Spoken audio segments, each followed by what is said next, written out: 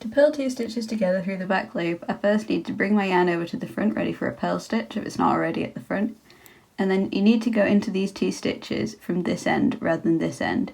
So I find it easiest if I turn my work around.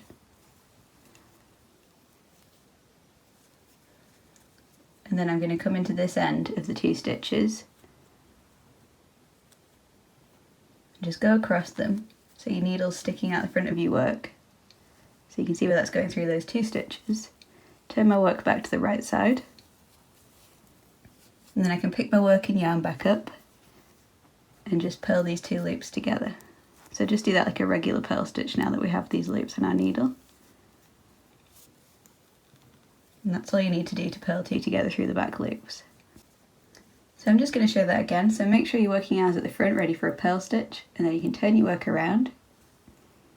And these are the 2 stitches we're going to be working with. So I need to insert my needle across both of these.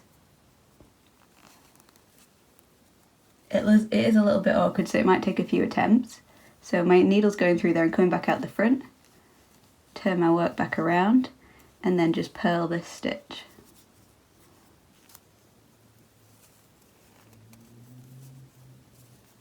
And that's all you need to do to purl 2 together through the back loop.